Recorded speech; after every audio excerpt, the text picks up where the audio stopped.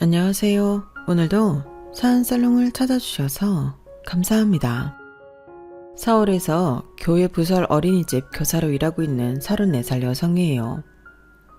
매일 아이들을 만나고 함께 기도하고 성경 이야기를 들려주면서 하루하루를 보내고 있어요.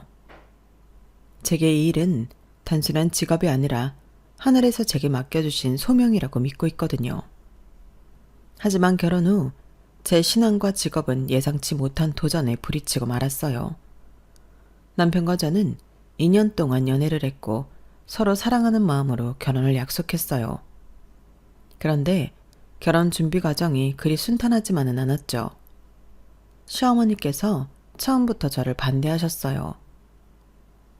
그 아가씨는 우리 집이랑 맞지 않아. 절대 안 돼. 시어머니는 제대로 된 이유도 설명해 주지 않았고 남편도 중간에서 애를 태웠죠. 저는 어머님을 한 번도 뵙지 못한 상태에서 반대부터 당하니 도대체 제 어떤 부분이 마음에 안 드는 것인지 고민했었어요. 제 직업 때문인가도 생각해봤지만 연애 기간 내내 남편의 집안은 무교라고 알고 있었거든요. 그런데 어느 날 시어머니가 갑자기 태도를 바꿔서 결혼을 허락한다고 하시더라고요. 엄마가 이제 더 이상 반대하지 않으셔. 드디어 우리 결혼할 수 있어. 남편은 그렇게 환하게 웃었고 저도 그 순간이 너무 기뻤어요. 그런데 갑자기 왜? 난 아직 시어머니를 만나 뵙지도 못해서 해드린 것도 그렇다고 잘해드린 것도 없는데 왜 갑자기 생각이 바뀌신 거래? 글쎄, 나도 그것까진 잘 모르겠어. 그냥 내가 꾸준히 설득한 게 빛을 발한 게 아닐까? 남편이 중간에서 애써줬다는 사실은 이미 충분히 알고 있었으니 그때는 저도 특별히 이상하게 생각하지는 않았어요. 하지만 돌이켜보면 더 자세히 물어봐야 했어요. 왜 갑자기 반대가 사라진 건지 말이에요. 걱정했던 것과는 달리 결혼까지의 과정은 생각보다 순탄했어요. 저를 반대했다던 시댁은 그 사실이 무색하게도 저를 따뜻하고 반갑게 며느리로 맞아주셨고 그 모습에 마음속에 남아있던 마지막 의문까지 남김없이 잊혀졌죠. 결혼 과정에서 조금 쎄했던 유일한 한 가지는 제가 처음 시댁에 인사드리러 갔을 때였어요. 그날 시댁의 분위기는 다정했고 시부모님은 물론이고 시누이까지 다들 살갑게 저를 맞아주셨죠. 하지만 이상하게도 집안에 유독 굳게 잠겨있던 한 방이 있었어요. 여긴 안방인가요? 제가 조심스럽게 물었을 때 시어머니는 순간 당황한 듯한 표정을 지었어요. 아, 그냥 창고 같은 곳이야. 정리가 미처 안 돼서 좀 엉망이라 열어놓기가 민망해서 그래. 그때만 하더라도 저는 별로 신경 쓰지 않았어요.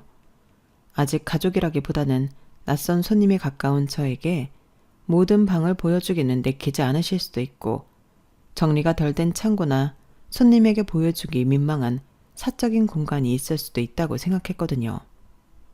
하지만 그 방에 대한 의문은 결혼 후에도 머릿속 한편에 계속 남아 있었어요. 그리고 결국 그 비밀인 결혼 후 처음으로 시댁을 방문했을 때 제 눈앞에 모습을 드러냈죠. 그날 시댁에 도착하자마자 시어머니는 어색한 웃음을 지으며 저에게 차를 내주셨어요. 그런데 잠겨있던 그 방의 문이 아주 살짝 열려있는 걸 보게 됐어요. 안쪽에서 은은한 향냄새가 새어나오고 있었고 작게 흔들리는 촛불 같은 빛이 보였죠. 어머니, 저 방은 아직도 창고로 쓰시나 봐요. 제 질문에 시어머니는 순간 긴장한 듯 눈썹을 찌푸리셨지만 금세 태연한 표정을 지었어요. 어머 지연아, 그 방은 그냥 우리 집안의 오래된 공간이야. 신경 쓰지 말고 거기 가까이 가지 말어. 그 말을 듣는 순간 저는 등줄기를 타고 식은땀이 흘렀어요. 어딘가 모르게 그 방에 심상치 않은 기운이 느껴졌거든요. 그날 저녁 저는 남편에게 조심스럽게 물었어요. 여보, 저 방 대체 뭐가 있는 거야? 남편은 한참을 망설이다가 작게 입을 열었어요. 그냥 엄마가 오래전부터 쓰던 방이야. 신당 같은 그런 방이거든. 신당? 그 말을 듣는 순간 마치 머리를 망치로 맞은 것처럼 어질어질했어요. 결혼 전 그 방을 굳게 잠가놓고 보여주지 않았던 이유가 바로 그거였죠. 다음날 모두가 외출 준비로 분주한 사이 저는 그 방 앞에 섰어요. 문은 아주 살짝 열려 있었고 안에서 촛불이 흔들리며 은은한 주황빛을 내고 있었어요. 천천히 문을 밀고 들어갔죠. 그 안은 작은 사당 같았어요. 방 안에는 작은 제단이 있었고 그 위에는 각종 신령들의 그림과 동상이 놓여 있었어요. 구석구석에는 빛바랜 부적들이 가득했고 작은 향로에서는 여전히 연기가 피어오르고 있었어요. 제단 앞에는 낡은 방울과 붉은 천이 어지럽게 흩어져 있었고 천장에는 색색의 천들이 매달려 있었습니다. 그 순간 저는 숨을 쉴 수 없을 만큼 답답한 기분이 들었어요. 방 안은 무거운 공기로 가득 차 있었고 심장이 쿵쾅거리기 시작했죠.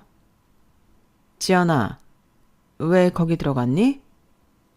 등 뒤에서 들려온 어머님의 목소리는 낮고 떨려 있었어요. 저는 급하게 돌아서며 어머님을 마주봤어요.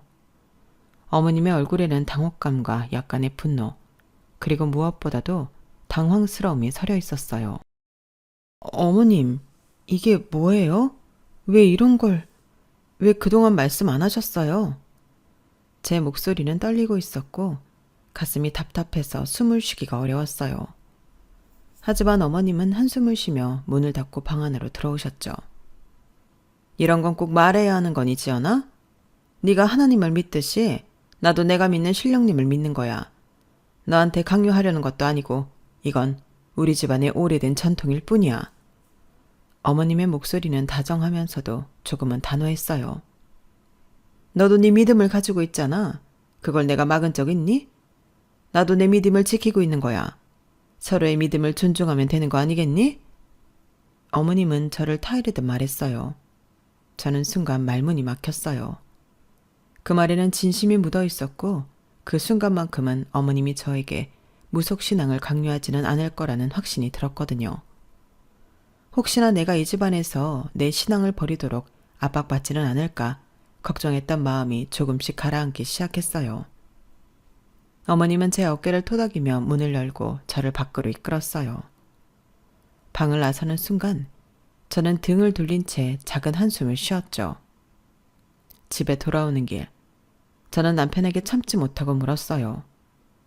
여보, 당신은 그 방에 대해 알고 있었던 거야?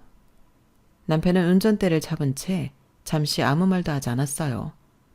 차 안에는 어색한 침묵이 감돌았죠. 한참 후 남편이 입을 열었어요. 알고 있었어. 그런데 네가 알면 혹시 우리 집을 이상하게 보지 않을까 걱정됐어. 처음부터 말하려고 했는데 타이밍을 놓쳤어. 미안해. 남편의 목소리에는 진심 어린 미안함이 담겨 있었어요. 남편이 말을 이었죠. 어머니는 내 믿음을 존중하실 거야. 너한테 무속신앙을 강요하려는 건 절대 아닐 거야. 그건 내가 장담할 수 있어. 남편의 말에 저는 창밖을 바라보며 천천히 숨을 내쉬었어요. 사실 그날 신당을 본 순간에는 머릿속이 하얘지고 앞으로의 결혼 생활이 불안해졌었어요. 하지만 어머님의 말과 남편의 진심 어린 사과에 마음이 조금 누그러졌죠. 그래서 서로의 믿음을 존중하기만 하면 되잖아. 그렇게 생각하며 저는 마음을 다잡았어요. 하지만 이 작은 균열이 나중에 더 큰 갈등으로 번질 거라는 걸 그때는 몰랐어요. 어느 날 시댁에서 저녁 식사를 하고 있을 때였어요. 시어머니는 상을 차리며 저에게 툭 던지듯 말을 꺼냈죠. 얘야, 너는 아직도 그 교회 어린이집에서 일을 하는 거니? 어머님의 목소리에는 어딘가 미묘한 어색함이 섞여 있었어요. 저는 숟가락을 내려놓고 고개를 들었죠. 네, 어머님. 거기서 아이들을 가르치고 돌보는 게 정말 보람있어요. 매일매일 감사하면서 일하고 있어요. 어머님은 잠시 고개를 끄덕이더니 의미심장하게 입을 열었어요. 그런데 지연아, 그런 곳은 시설도 그렇고 복지도 부족하지 않니? 요즘은 사설 유치원들도 잘 돼 있어서 훨씬 안정적으로 일할 수 있을 텐데 굳이 교회 어린이집에서 일을 해야 할 이유가 있을까? 그 말에 저는 웃으며 대답했어요. 어머님, 저한테는 그곳이 단순한 직장이 아니에요. 아이들에게 신앙을 가르치고 올바른 가치관을 심어줄 수 있는 소중한 공간이거든요. 어머님은 제 말을 듣고 잠시 멈칫하더니 다시 입을 열었어요. 글쎄, 나쁜 건 아니지만 그런 곳은 좀 봉사하는 개념에 가깝지 않니? 네가 앞으로 더 나은 환경에서 일할 수 있으면 좋겠다는 생각이야. 봉사도 좋지만 네 미래도 생각해야지. 순간 가슴이 턱 막히는 기분이었어요. 봉사라니. 제가 아이들을 가르치며 느끼는 보람과 가치가 그렇게 보이는 걸까 싶었죠. 남편은 옆에서 어색하게 웃으며 중간에서 상황을 정리하려고 했지만 어머님은 이미 하고 싶은 말을 다 하신 상태였어요. 다 너 잘 되라고 하는 말이야. 너무 마음 쓰지 말고 한번 생각해봐. 저는 말을 아끼며 웃었지만 속은 쓰리고 답답했어요.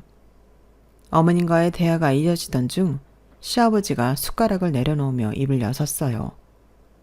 그동안 조용히 듣기만 하셨던 시아버지가 말문을 여니 식탁 위에 공기가 더 무거워지는 것 같았죠.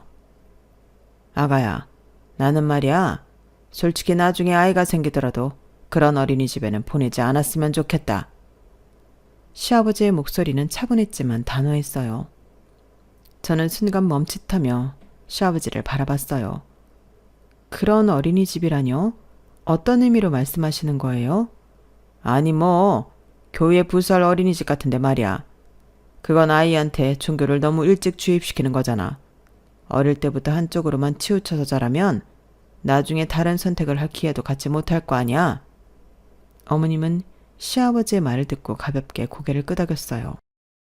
두 분의 의견이 일치하는 모습이었죠. 맞아 여보, 나도 그 생각엔 동의해. 아이는 스스로 종교를 선택할 수 있는 자유가 있어야 해. 너무 어릴 때부터 교회에 보내고 성경 이야기를 들려주면 세뇌처럼 느껴질 수도 있지 않겠어? 남편은 숟가락을 쥔 채로 애써 어색한 웃음을 지었어요. 아버님, 어머님, 저는 세뇌할 생각은 없어요.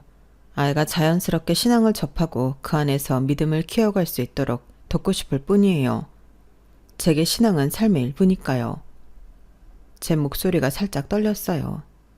이 이야기가 불편했지만 제 신앙을 변명처럼 이해하고 싶진 않았거든요. 글쎄, 그래도 아이는 선택의 기회를 가져야지. 어릴 때부터 교회만 다니면 그게 선택이 아니라 그냥 주입이 되는 거 아니겠어?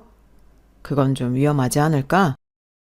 시아버지는 조용하지만 강단 있는 목소리로 말씀하셨어요. 저는 그 말을 듣는 순간 마음이 조금 상했어요. 제가 믿고 따르는 신앙이 주입이나 세뇌처럼 들린다는 게 너무나 속상했거든요. 아버님, 저는 신앙을 강요하려는 게 아니에요. 아이가 자라면서 자연스럽게 믿음을 느끼고 스스로 선택할 수 있도록 돕고 싶을 뿐이에요. 그것이 진짜 신앙이라고 생각하니까요. 어머님은 제 말을 듣고는 작게 한숨을 내쉬며 숟가락을 내려놓았어요. 그래도 아이한테는 조금 더 여유를 주는 게 좋지 않겠니? 다 너를 생각해서 하는 말이야. 그 말에 남편이 뒤늦게 나섰어요. 엄마 아빠, 이 사람이 이런 이야기 들으면 기분이 좋을 리가 없잖아요. 지연이한테 신앙은 단순한 종교가 아니라 삶의 일부야. 그런 말을 쉽게 하지 말아주세요. 남편의 목소리는 부드러웠지만 그 안에는 미안함과 불편함이 섞여 있었어요. 시아버지는 더 이상 말을 잇지 않았고 어머님은 작은 한숨을 내쉬며 식사를 이어갔어요. 저는 밥맛이 뚝 떨어진 채로 숟가락을 내려놓았어요. 대화는 거기서 끝났지만 제 마음에는 작은 상처가 생긴 것 같았죠. 주입이라니, 내가 아이들을 세뇌라도 시킬 거라고 생각하는 걸까? 집으로 돌아오는 차 안에서 저는 남편에게 조심스럽게 입을 열었어요. 여보, 아버님 말 좀 속상했어. 내가 신앙을 아이들에게 주입할 거라고 생각하시는 것 같아서. 남편은 한숨을 내쉬며 고개를 끄덕였어요. 나도 들으면서 좀 불편했어. 하지만 엄마 아빠는 너를 걱정해서 그런 말을 하신 걸 거야. 우리 부모님 세대는 아직 그런 것에 대해 잘 이해하지 못하는 부분이 있잖아. 그럼 나는 늘 이해만 해야 하는 거야? 나도 내 믿음을 존중받고 싶어. 내가 하는 일이 내 믿음이 너무 가볍게 여겨지는 것 같아서 마음이 너무 불편했어. 남편은 제 손을 잡으며 말했어요. 미안해. 내가 좀 더 엄마 아빠랑 얘기해 볼게. 네 믿음과 네 일이 얼마나 소중한지 내가 다 전달할게. 남편의 말에 조금은 마음이 누그러졌지만 그날 시아버지의 말과 어머님의 태도는 여전히 제 마음 한구석에 남아 있었어요. 저는 이 일로 제 신앙이 제게 얼마나 소중한지, 그리고 그것들을 아이들과 나누는 것이 얼마나 중요한 일인지 다시금 깨닫게 되었어요. 하지만 동시에 깨달았죠. 이 집안에서 제 믿음을 지키는 게 결코 쉽지는 않을 거라는 걸요. 일요일 아침 알람 소리가 울리자마자 저는 부지런히 몸을 일으켰어요. 옆에서 남편은 이불을 꼭 끌어안고 자고 있었죠. 조심스럽게 남편의 어깨를 흔들며 속삭였어요. 여보, 나 교회 다녀올게. 남편은 한쪽 눈만 살짝 뜨고 저를 바라보더니 입을 삐쭉 내밀었어요. 오늘은 가지 말고 나랑 같이 있으면 안 돼? 당신이랑 끌어안고 있고 싶은데. 주말 아침마다 이렇게 혼자 남겨지는 기분이야. 남편이 장난스럽게 말했지만 목소리에는 은근한 아쉬움이 묻어나는 것 같았어요. 미안한 마음이 들었지만 그래도 매주 주말이면 꼭 교회에 가야 한다는 마음은 변함이 없었어요. 나도 미안해. 알잖아. 일요일은 친정 식구들이랑 교회 가기로 약속한 거. 그래도 빨리 다녀와서 오후엔 온전히 당신이랑만 있을게. 오늘 저녁엔 영화도 보고 치킨도 먹자. 어때? 남편은 삐죽거리던 입꼬리를 살짝 올리며 고개를 끄덕였어요. 알겠어. 대신 약속해. 오늘 저녁은 치킨 꼭 먹는 거다. 귀엽게 투정 부리는 남편의 볼에 가볍게 입을 맞추고 옷을 챙겨 입고 집을 나섰어요. 교회에 도착하니 친정 식구들이 벌써 와 있었어요.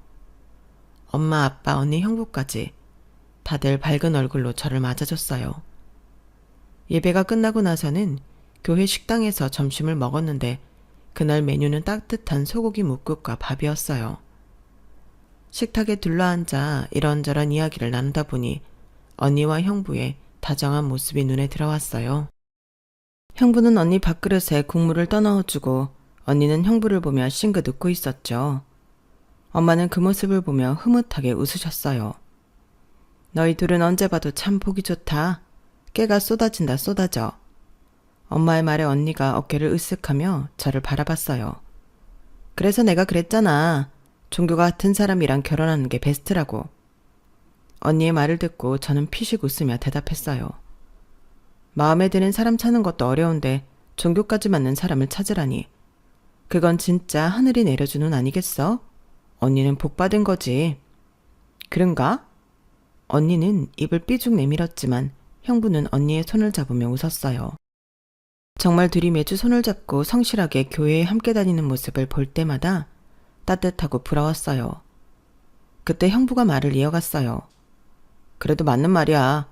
종교가 다르면 아무래도 작은 것에서도 부딪힐 일이 많아지니까. 서로의 믿음을 존중하는 게 쉬운 일이 아니거든. 아빠는 고개를 끄덕이며 한마디 덧붙이셨어요. 그래도 다른 종교라도 믿지 않는 게 어디냐. 무교면 그래도 덜 부딪히지. 너희는 그나마 나은 거야. 엄마도 맞장구를 치셨어요. 맞아. 무교면 그래도 덜 싸우지. 종교가 다르면 은근히 작은 일로도 갈등이 생기잖아. 부모님의 말에 저는 어색하게 웃었어요. 무교라서 다행이라니. 솔직히 와닿지 않았거든요. 무교라면 좋았을 텐데 시댁은 무교가 아니라 무속신앙에 깊이 빠져있는 듯 했으니까요. 신당의 촛불, 향냄새, 시어머니의 단호했던 말투가 머릿속을 스쳤지만 저는 금방 고개를 흔들며 생각을 털어내려고 했어요.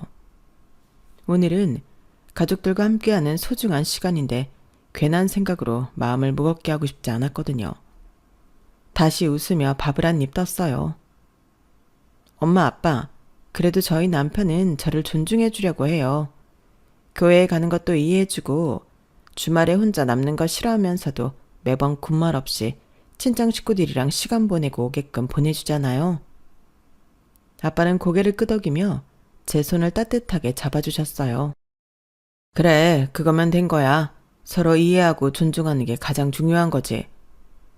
점심을 다 먹고 집으로 돌아가는 길에 괜히 마음이 허전했어요.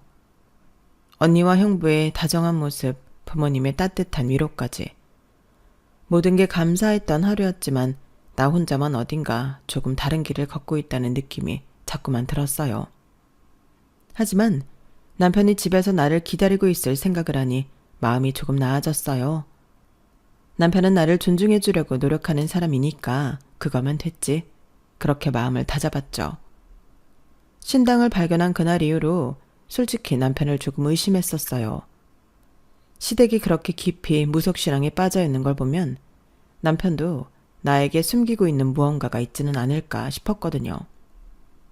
혹시 남편도 어딘가에서 몰래 점을 보고 사주를 믿고 나에게 말하지 않는 무속적인 믿음을 가지고 있는 건 아닐까. 그런 생각이 머릿속을 떠나지 않았죠. 하지만 곰곰이 생각해보니 남편은 연애할 때부터 그런 것에 전혀 관심이 없었어요.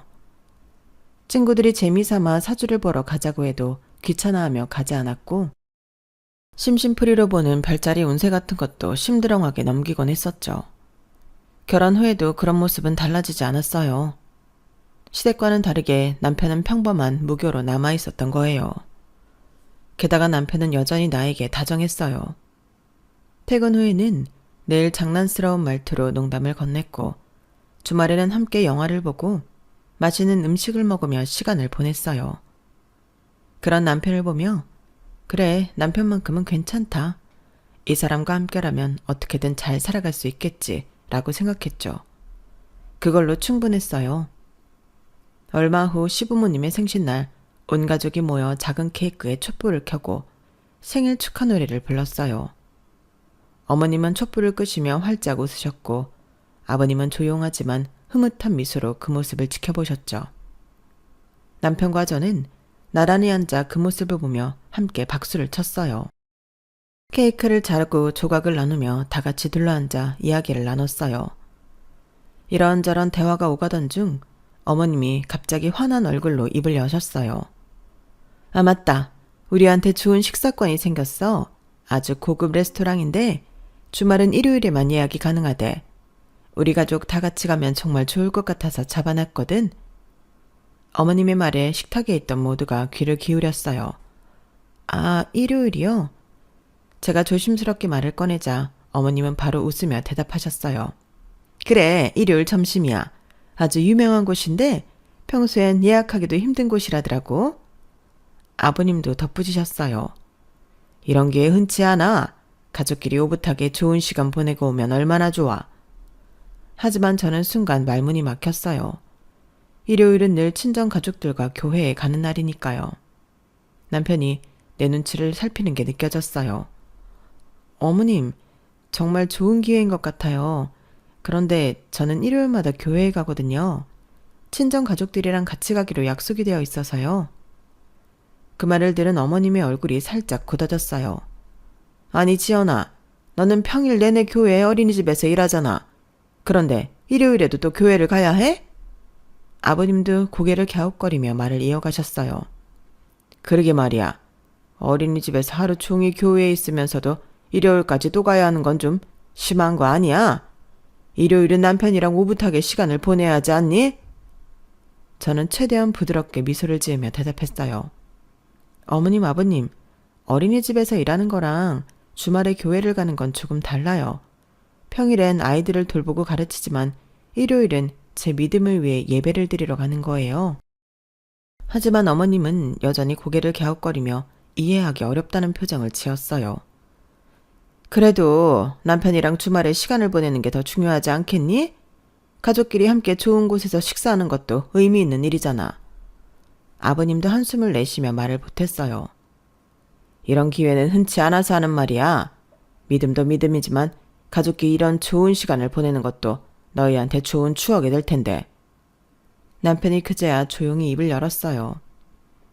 엄마, 아빠, 이 사람이 일요일에 교회를 가는 건 저희끼리 다 합의가 되어 있는 부분이에요.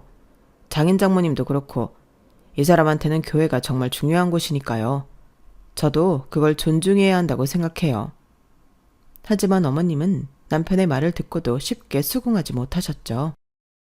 그래도 그럼 그동안 민수 너는 주말마다 혼자 있었던 거야? 얼마 되지도 않은 주말에 부부가 같이 시간을 보내는 게 당연한 거 아니니?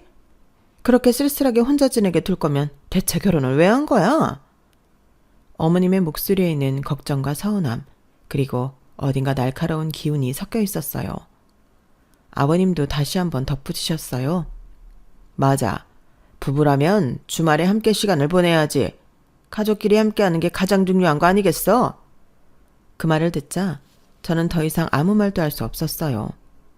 남편은 저를 보호하려고 했지만 이미 마음속에 무언가가 내려앉은 것처럼 무거워졌어요. 정말 내가 잘못된 걸까? 일요일마다 남편을 혼자 두는 게 그렇게 잘못된 일이었을까? 그날 생신자리는 어색하게 끝났고 집으로 돌아오는 차 안에서 남편은 조용히 내 손을 잡았어요. 여보, 너무 신경 쓰지 마. 부모님이 그렇게 말씀하신 건 그냥 걱정돼서 그러신 거야. 내가 잘 말씀드릴게. 남편의 말은 따뜻했고 진심이 느껴졌지만 제 마음 한구석에는 여전히 씁쓸함이 남아 있었어요. 얼마 후 일요일 아침, 교회에 갈 준비를 하고 있는데 엄마한테서 전화가 왔어요. 엄마, 나 이제 나가는데 무슨 일이야? 엄마는 평소와 달리 목소리가 조금 떨리는 것 같았어요. 지연아, 이번 주 일요일에 김서방도 교회에 같이 오면 어떨까? 함께 점심 먹고 가면 좋잖아. 엄마의 목소리에는 어딘가 조심스러움이 느껴졌어요. 새삼스럽게 왜 갑자기 그런 말을 해? 엄마는 잠깐 망설이더니 한숨을 내쉬며 말을 이어갔어요. 아니면 둘이서 점심이라도 따로 먹고 가면 좋겠어. 김서방만 괜찮다면 말이야. 엄마가 이렇게 조심스럽게 말씀하실 때는 뭔가 이유가 있다는 걸 알 수 있었어요. 엄마, 왜 그래? 무슨 일인데? 김서방한테는 종교를 강요하면 안 되지. 잠시 침묵이 흐른 후 엄마가 어렵게 입을 여셨어요.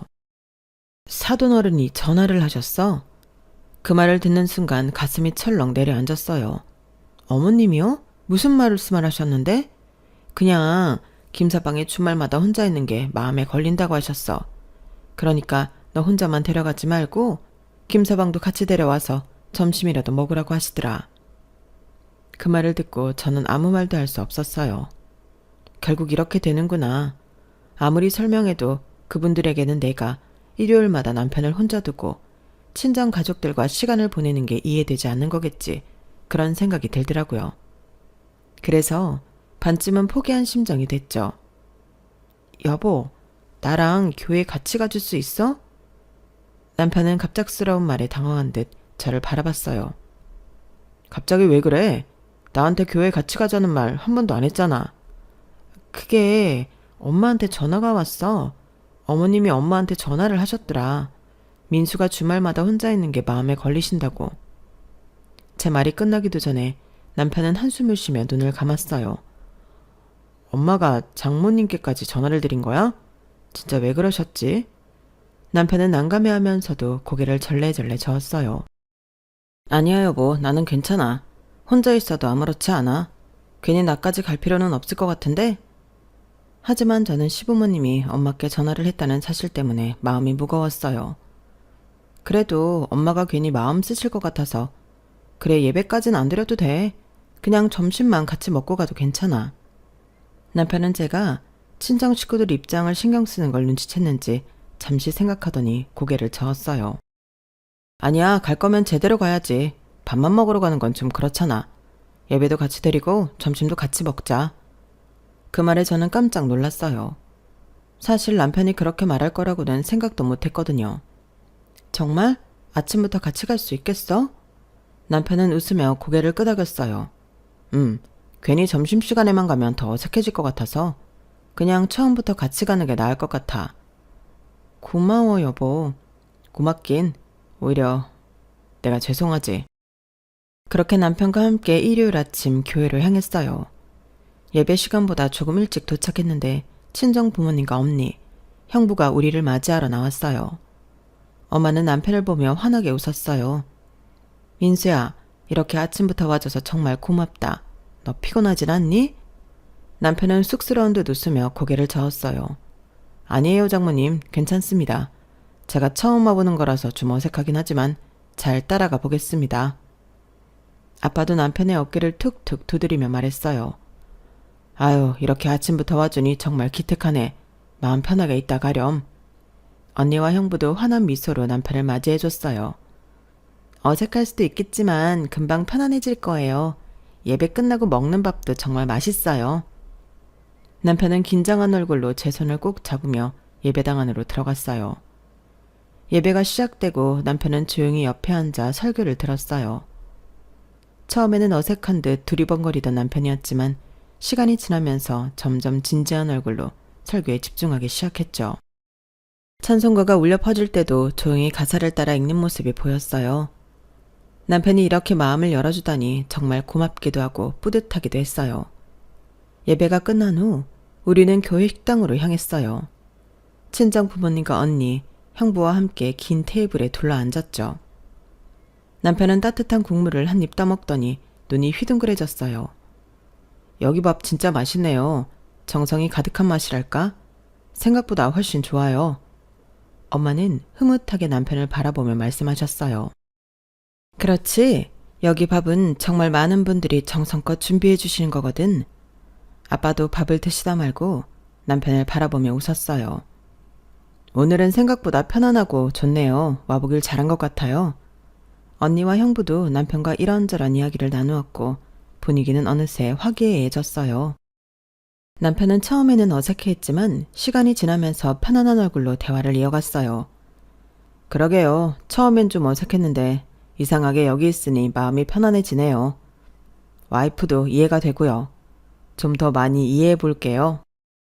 그 말을 듣고 마음이 한결 놓였어요. 남편이 이렇게 잘 적응해주니 덩달아 기분이 좋아졌거든요. 그래, 억지로 여기 올 필요도 없고 예배를 할 필요도 없어. 조금 이해해주는 것만으로도 고맙네. 점심을 마친 후 우리는 친정 부모님과 함께 차를 마시며 이야기를 나눴어요. 남편은 농담도 하며 분위기를 풀었고 친정 가족들은 남편을 따뜻하게 맞아주었죠. 그날 남편 덕분에 저는 오랜만에 정말 편안하고 행복한 주말을 보냈어요. 남편이 나를 이해해주고 함께하려고 노력해주는 게 얼마나 고마운지 다시 한번 깨달았어요. 저도 남편을 더 많이 생각하고 노력해야겠구나 느꼈고요. 하지만 이 따뜻한 시간이 오래가지는 못했어요.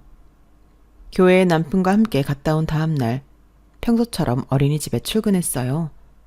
언제나처럼 현관문을 열기 위해 걸음을 옮기는데 문 앞에 붙어있는 무언가가 눈에 들어왔죠.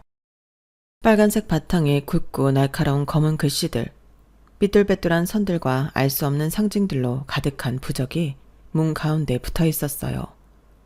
순간 심장이 철렁 내려앉았어요. 그것도 작은 부적이 아니라 흉측할 정도로 크고 눈에 띄는 부적이었거든요. 주변을 둘러보니 아직 다른 선생님들은 도착하지 않은 것 같았어요. 저는 혹시라도 누군가 볼까봐 급하게 부적을 떼어냈어요. 손끝이 떨리는 게 느껴졌어요. 그 순간 다른 선생님들이 하나둘 어린이집으로 들어왔고 누군가가 문 옆에 찢어진 부적 조각을 발견했어요. 어머, 이게 뭐야? 무슨 부적 같은데? 아, 불길해라. 누가 이런 걸 붙여놨어? 선생님들이 웅성거리며 문 주변을 살피기 시작했어요. 저는 손에 쥔 부적을 뒤로 감추고 어색하게 웃었어요. 아, 누가 장난친 거 아닐까요? 너무 신경 쓰지 말고 오늘 안으로 들어가요. 하지만 제 마음은 여전히 진정되지 않았어요. 문을 열고 안으로 들어선 후에도 그 부적이 머릿속을 떠나지 않았어요. 설마 시댁일까? 그 생각이 들자마자 심장이 쿵 하고 내려앉았어요. 아니야, 아무래도 이건 너무하잖아. 시어머니가 이런 짓을 할 리는 없지. 그렇게 생각했어요. 하지만 교회에 함께 갔던 그날, 시댁에서 교회를 어떻게 생각하는지 누구보다 잘 알고 있었기에 그 의심을 떨쳐버리기가 어려웠어요. 그날 하루 종일 일이 손에 잡히지 않았어요. 머릿속에는 빨간 부적의 이미지가 떠오르고 시댁 식구들의 얼굴이 어른거렸어요. 퇴근길에 결국 핸드폰을 들고 시어머니의 번호를 눌렀어요. 하지만 신호음이 계속 이어지다 시어머니의 목소리가 들리자 저는 말문이 막혀버렸어요. 무슨 일이니? 아, 어머님 안녕하세요. 별일 아니고요. 그냥 안부 전화 드렸어요. 시어머니는 반갑게 웃으며 이런저런 안부를 물으셨지만 저는 그저 대충 얼버무리며 전화를 끊었어요. 설마 진짜 시댁에서 이런 걸 붙인 건 아니겠지? 아무리 생각해도 이건 선을 넘은 행동이었고 도무지 믿기지 않았어요. 하지만 그 의심의 씨앗은 제 안에 깊게 박혀버렸어요. 그리고 곧 그 씨앗은 더 큰 불안으로 자라나게 될 거라는 걸 그때는 알지 못했어요. 명절날 시댁 거실에는 온 가족이 둘러앉아 식사를 하고 있었어요. 남편이 갑자기 고개를 들어 저를 보면서 자연스럽게 말을 꺼냈어요. 여보, 지난번에 우리 예배드린 날 말이야. 그 말이 떨어지는 순간 숟가락을 든 어머님의 손이 공중에 멈췄어요. 아버님도 손을 멈추고 남편을 빤히 바라보셨어요. 뭐라고? 너 지금 뭐라고 했니? 남편은 자신이 무심코 말을 꺼냈다는 걸 그제야 깨달은 듯 멈칫하며 어머님을 바라봤어요. 아, 엄마. 그냥 지난번에 지연이랑 교회에 가서 예배드렸던 이야기예요. 별일 아니에요. 예배를 드렸다고? 어머님의 목소리는 떨리고 있었고 아버님의 표정은 점점 굳어갔어요. 민수야, 네가 교회에 가서 예배를 드렸다고? 네가 지금 제정신이니? 네가 어떻게 그런 곳에 가서 앉아있을 수가 있어? 너는 이 집안의 맏아들이야. 네가 지켜야 할 게 뭔지 몰라? 네가 얘한테 종교를 포기하기는 못할 망정 네가 거기에 가서 예배까지 드려? 민수야, 네가 교회에 갔다는 것 자체가 말이 안 돼. 우리가 그동안 어떻게 이 집안을 지켜왔는데? 남편은 손을 들어 어머님의 말을 막으며 말했어요. 엄마, 그만하세요. 그렇게까지 말씀하실 필요 없잖아요. 지연이한테도 신뢰되는 말이에요. 그리고 엄마가 먼저 장모님께 전화를 해서 제가 교회에 가게 된 거 아니에요. 그리고 이 집안은 저한테 교회 다니라고 강요할 생각조차 없어요. 안심하세요. 저도 그날 죄송해서 가게 된 거고요. 다닐 생각 없다니까요. 서로 존중하면서 살면 되잖아요. 왜 그렇게 무언가를 강요해야 해요? 내가 언제 너보고 교회 가라고 했어? 예배를 드리라고 했냐고. 일요일 점심에 네가 혼자 밥을 먹는 게 안타까워서 밥이라도 데려가서 같이 먹이라고 한 거였지. 예배까지 데리고 가라고 한 적은 없어. 아버님도 고개를 저으며 말을 이어갔어요. 그건 그렇지. 민수야, 그건 선을 넘은 거다. 어머님은 다시 저를 보며 말을 이어갔어요. 그렇게까지 해서 우리 아들까지 교회를 끌어들이는 거 이거 정말 아니야? 사돈 어른도 참 보통이 아니시네. 어떻게 그런 식으로? 그 순간 남편이 더는 참지 못한 듯 목소리를 높였어요. 엄마, 제발 그만하세요. 이 사람이 무슨 잘못을 했다고 그렇게 말씀하시는 거예요? 어머님은 차갑게 남편을 바라보며 말을 던졌어요. 너희 결혼 왜 우리가 처음에 반대했는지 벌써 잊었니? 네가 이 여아야 결혼하면 안 된다고 신령님이 말씀하셨잖아. 그게 다 그 아이가 모태신앙이라서 그런 거야. 그 순간 제 머릿속이 멍해졌어요. 모태신앙이라서 반대하셨다고요? 제 목소리는 떨렸고 눈앞이 흐릿해지는 것 같았어요. 그래, 신점에서 뭐라고 했는지 알아? 너를 이 집안으로 들여서 개종시키면 이 집안의 대대손손 복이 깃든다고 했어. 네가 종교를 포기하게 해야 한다고 했다고? 그 말이 끝나자 거실은 숨막히는 정적이 휩싸였어요. 여보, 이 사실을 알고 있었어? 남편은 고개를 숙이며 힘겹게 입을 열었어요. 여보, 나도 결혼하고 나서야 알았어. 엄마가 나중에 얘기해줬어. 그래서 어떻게 말해야 할지 몰랐어. 미안해. 정말 미안해. 그 말을 듣자 갑자기 제 안에 쌓여있던 분노와 억울함, 배신감이 한 번에 터져나왔어요. 그래서 어린이집에 부적을 붙인 것도 어머님이세요? 결국 그게 어머님 짓이었냐고요? 제 목소리는 거실에 울려 퍼졌고 시어머니는 당황하며 시선을 피했어요. 그건 네가 우리 집을 위해 조금만 더 노력해줬으면 해서 그랬던 거야. 다 너를 위해서였어. 저를 위해서라고요? 제 직장 문 앞에 그런 걸 붙여놓고 사람들이 수군거리게 만들어놓고 그게 저를 위한 거라고요? 남편은 그제야 모든 상황을 이해한 듯 눈을 동그랗게 뜨고 시어머니를 바라봤어요. 엄마, 진짜 엄마가 어린이집에 그런 걸 붙이셨어요? 어떻게 그럴 수가 있어요? 하지만 시어머니는 말을 잇지 못하고 시선을 피했어요. 저는 더 이상 참을 수가 없었어요. 됐어요. 더 이상 이 집 꼴을 못 보겠네요. 저는 거침없이 시댁의 신당으로 향했어요. 남편과 시부모님은 급하게 저를 따라왔지만 저는 이미 신당에 문을 밀고 들어섰어요. 그곳은 여전히 촛불과 향 연기, 그리고 신령들의 그림과 불상이 가득한 공간이었죠. 저는 목에 걸려있던 작은 십자가 목걸이를 꺼내 불상 위에 걸어버렸어요. 어머님도 제 기분이 어떨지 한번 당해보세요. 시어머니는 그 광경을 보고 비명을 질렀어요. 안 돼! 안 돼! 신령님 앞에 그런 걸 걸어두면 안 돼! 시아버지도 당황하며 어머님을 붙잡았어요. 이건 아니야. 너 제발 그러지 마라. 하지만 저는 멈추지 않았어요. 신당 한가운데 켜져 있던 향초를 하나둘 꺼버리기 시작했죠. 당신들이 제게 했던 짓을 그대로 되돌려드리는 것뿐이에요. 저는 제 종교를 위해 이렇게까지는 하지 않았어요. 그런데 어머님은 제 직장까지 건드렸잖아요. 어머님은 바닥에 주저앉으며 손을 떨었어요. 우리는 저렇게 불순한 것에 손댈 수 없어. 저걸 떼줘 네가. 신령님이 노하시면 우린 다 끝장이야. 저는 비웃음이 나올 뻔했지만 참았어요. 그럼 이제 제 기분이 조금 이해가 되시나요? 저도 제 믿음으로 사는 사람이고 그걸 건드리면 어떤 기분인지 이제 아시겠어요? 어머님은 울먹이며 손을 모았어요. 제발 다시 원래대로 돌려놔줘. 향도 목걸이도 다 원래대로. 저는 시부모님을 내려다보며 천천히 말을 이었어요. 저에게 약속하세요. 앞으로 제 신앙에 대해서는 단 한마디도 하지 않겠다고. 남편에게까지 강요하지 않겠다고. 그리고 각서도 쓰세요. 다시는 저에게 이런 식으로 무속신앙을 강요하지 않겠다고요. 시어머니와 시아버지는 서로를 바라보다가 떨리는 손으로 종이를 가져와 각서를 썼어요. 남편도 옆에서 아무 말 없이 눈을 감았어요. 모든 것이 끝난 후 저는 천천히 불상에 걸어둔 십자가 목걸이를 떼어냈어요. 촛불과 향도 하나씩 다시 켰죠. 그제야 시어머니와 시아버지는 바닥에 주저앉은 채 숨을 몰아쉬었어요. 이제 됐어요.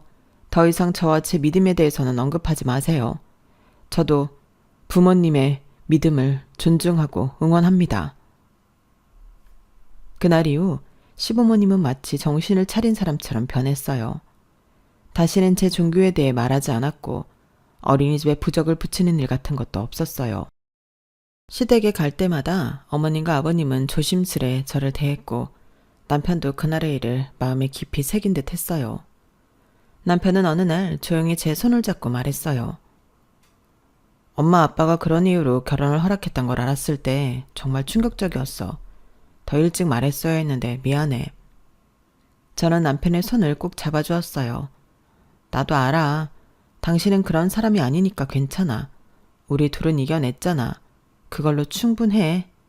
서로 존중하면서 살면 되지. 그날의 일은 제게 평생 잊지 못할 상처이자 교훈으로 남았어요. 믿음이란 건 그저 개인의 가치관이나 취향 같은 게 아니었어요.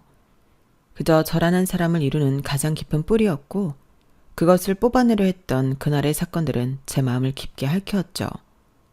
하지만 그날 저는 깨달았어요.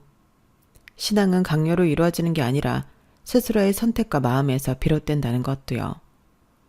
남편은 결국 제 편이 되어주었고 시부모님도 더 이상 제 믿음에 대해 언급하지 않았어요.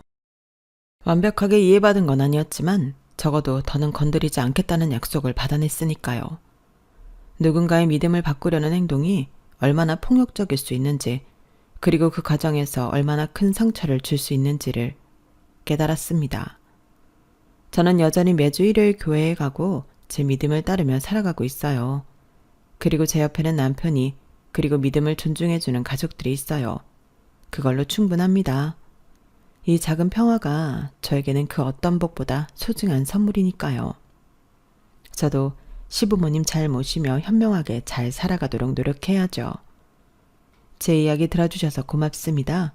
집안에 항상 행복이 가득하시길 바랍니다. 여러분, 사연 댓글에 응원과 현명한 조언 부탁드려요. 좋아요와 구독은 저에게 큰 힘이 됩니다. 오늘도 좋은 일 가득하세요.